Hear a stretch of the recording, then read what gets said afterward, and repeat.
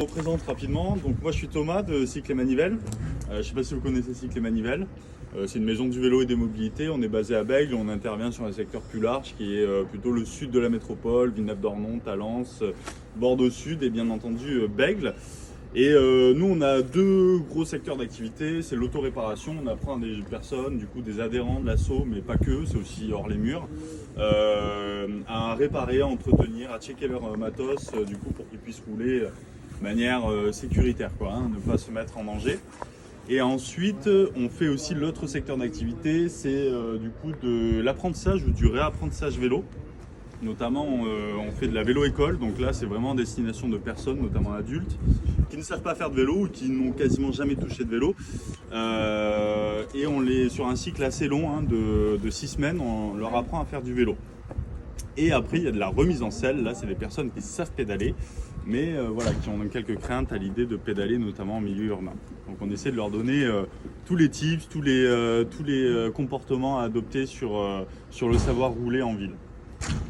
Et puis après on fait du conseil, de la formation comme la conduite de Rosalie. C'est des choses que nous on a menées là pendant 2 ans, notamment dans les quartiers de Bègles, avec une Rosalie qu'on avait empruntée à Rosalie Bus Bordeaux. Et puis ensuite le centre social avec la ville on a acheté la Rosalie.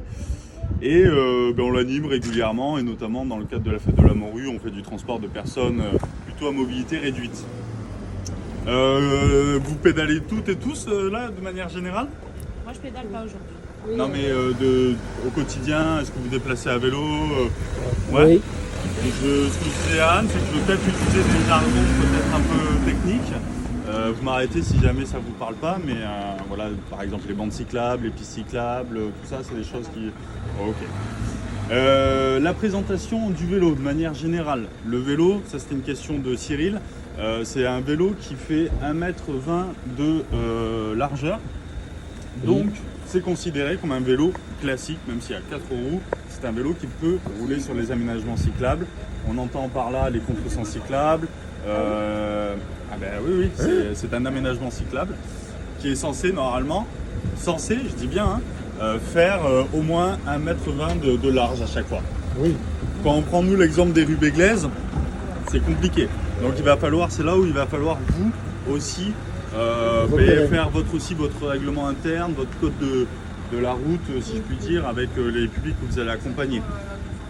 Il est censé, si les aménagements sont bien faits, de passer sur les bandes cyclables qui font aussi minimum 1,20 m de large. Est-ce que c'est toujours respecté? Ça, je vous laisserai aussi bien tester vos itinéraires en amont pour vraiment voir si ça passe. C'est intéressant de faire celle devant la ville qui relie le CCAS. Il y a une différence entre le contresens cyclable et la bande cyclable aménagée. C'est pas la même chose. Tu peux avoir les contresens dans tous les sens interdits et c'est ça pas un contresens. Ouais, mais normalement c'est censé, enfin il y a des règles qui le CEREMA, une agence d'État, donne les recommandations aux collectivités pour avoir des aménagements de qualité et pour pas mettre en danger les cyclistes. Et les contresens cyclables font partie des aménagements cyclables. Ils sont censés normalement avoir une emprise au sol de minimum 1,20 m. Censé, encore une fois. Vous parlez de les pistes cyclables qui ont 2 sens, le bon sens et le contresens. Non. C'est de ça que vous parlez? Non, contresens cyclable, c'est les sens interdits où c'est marqué sauf vélo. Ah ok. Voilà, où on peut aller à contresens des motorisés, quoi. Et donc D'accord. on est censé pouvoir les utiliser dans des contresens cyclables. Normalement, oui.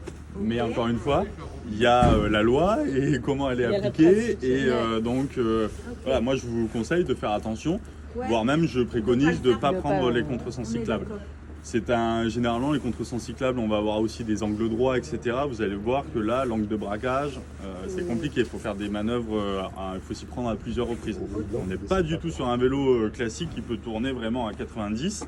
Le pneu, enfin la roue, on peut vraiment la tourner comme ça. Là, vous allez voir qu'on a un angle 45, je pense que c'est le maximum. Ok. Donc même quand on tourne, finalement, il faut qu'on fasse gaffe. Il va falloir faire très attention. On va faire des petits ateliers de maniabilité tout à l'heure, ne serait-ce qu'autour là du... Large, en fait. Ouais, très large. Ouais.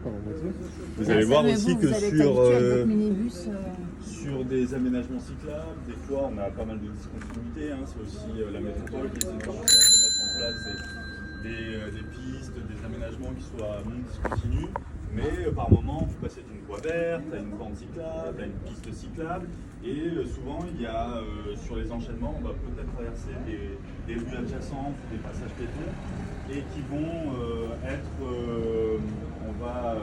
on va mettre. Ouais. Dépasser les 11 km/h, il faut vraiment que tous les participants pédalent à fond. Et de toute façon, on a un développement qui sera bloqué. Au bout d'un moment, on va pédaler dans le vide. Dans le vide, ok. Donc ça sert à rien. Et vous allez voir que votre moteur, normalement, il va s'activer au bout de, on va dire, 2 tours de pédalie. Donc il va falloir quand même au début, Oui, si alors vous êtes c'est important. Au début, c'est vraiment. Parce que le démarrage, le démarrage, oui. voilà, ça va être la cote qui va être compliquée. Si tout le monde s'y met un petit peu, ça va vite. Et ensuite, vous allez voir, il suffit de tenir une vitesse constante, que en fait le pédalier soit toujours en mouvement. D'accord? Vous fassiez toujours des tours de pédale. Tant pis s'il n'y a pas de résistance sous votre pédale, c'est pas grave. Le moteur, il restera actionné. Il complète, donc, oui. ça va être, ça va faire avancer la Rosalie. Si vous arrêtez, tac, le moteur va s'arrêter. Vous allez partir en roue libre sans doute. Ça dépendra de la vitesse que vous aurez et du dénivelé. Mais du coup, il va falloir remettre 2 tours de pédale du coup, pour réactionner le moteur. Et c'est là où les personnes devant vous, si elles bloquent le pédalage, ça peut vous compliquer la tâche, quoi. Il n'y a pas de bouton magique. Ben si, parce qu'on l'a sur nos vélos électriques en fait. Le booster, non? Sans le booster, mais le à pied quoi. La sortie de garage, je ne sais plus comment ils appellent ça, le truc que tu as une pente comme ça. Moi, et tu appuies sur le bouton et tu as le moteur qui tourne pour que tu ailles à 3 km/h. L'aide à la marche, mais ça, moi je ne l'ai pas vu sur les Rosalie. Ça n'est pas ça. Non, c'est quand même des moteurs. On est sur un vélo, du coup, à assistance électrique, un VAE. Mais c'est quand même un moteur, je ne sais pas si vous voyez le bloc moteur, c'est pas un moteur traditionnel qu'on voit sur les vélos assistance électrique. Hein. Le bloc moteur, c'est sur la roue arrière gauche, d'accord? C'est la roue arrière gauche qui va entraîner toutes les autres. Et il n'y a pas d'assistance à la marche là-dessus. Okay. Enfin, je pense pas.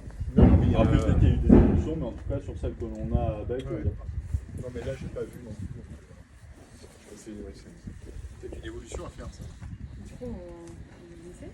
Ouais, D'accord.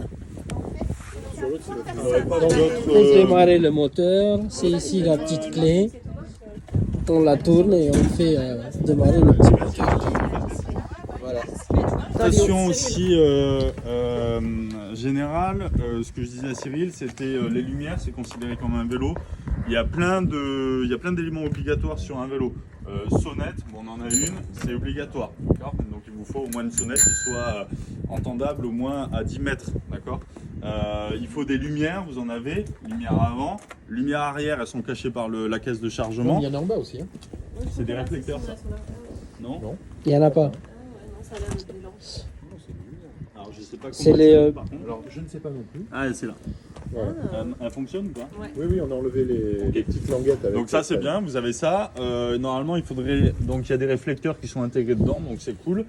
On a des réflecteurs sur les côtés, il en faut sur les pédales aussi. Donc elle est plutôt homologuée. Il y a juste sur les pneus, mais après c'est des roues à bâton, donc c'est compliqué d'en mettre. Mais vous pouvez avoir des pneus qui peuvent accueillir aussi une bande de réfléchissante. Ouais. Mais là on est sur nous on va changer les pneus là du centre social de Bègles et c'est des pneus quand même de mobilette, hein, de moto, c'est pas des pneus traditionnels. Donc c'est pas dit qu'il y ait des bandes réfléchissantes ou qu'on puisse trouver des bandes réfléchissantes. Par contre on peut coller. Mais après là pour moi ça c'est sinon oui non mais si vous tombez sur un policier, je sais pas si vous avez vu hein, mais il y a de plus en plus de contraventions là-dessus. Je pense que ça serait un excès de zèle si vous mettez contravention parce qu'il n'y a pas de réflecteur sur la roue. On en a un sur la jupe là, donc ça devrait le faire. Il faudrait connaître l'utilité en fait du réflecteur sur la roue. Est-ce que c'est pour repérer une roue ou est-ce que c'est pour avoir le gabarit du véhicule? C'est le gabarit du véhicule et c'est la visibilité de manière générale. La règle de sécurité première sur un vélo, c'est plus on est visible, plus on sera en sécurité. Plus on voit aussi, plus on sera en sécurité, mais l'idée c'est d'être vu par tout le monde.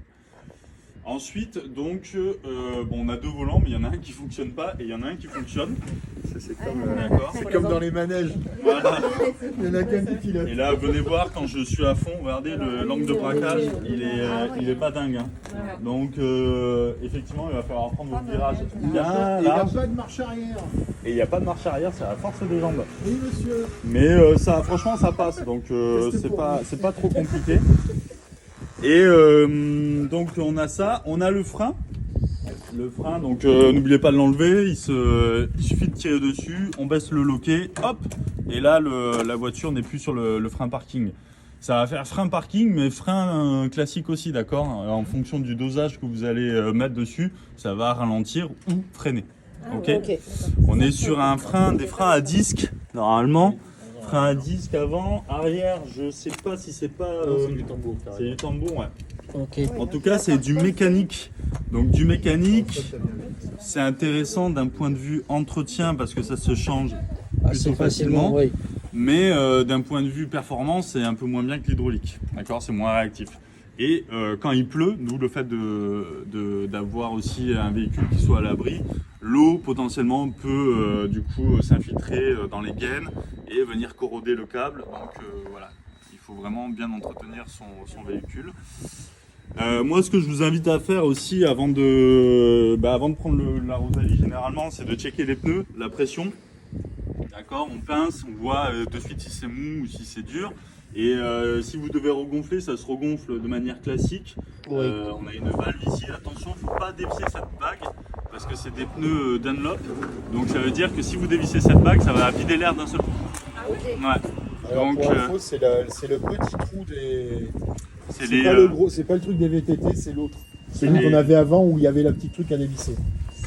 Alors c'est pas vraiment ça, du coup là c'est vraiment les valves Dunlop, donc c'est effectivement c'est plutôt la largeur des valves Presta, et, mais il faut vraiment pas dévisser cette bague, d'accord.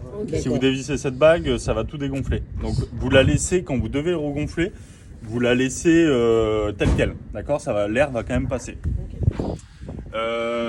Généralement vous avez la pression du pneu qui est indiquée sur le flanc du pneu. Ok. Généralement c'est marqué inflate to max et vous avez, voilà, là on l'a, 2,8 bars. De 8. Ça Ok. peut être en kilopascal, ça peut être en bar, ça peut être en bar ou en kilopascal généralement. On peut voir la scolarité. On va tout faire bosser. On va tout bosser, les gosses.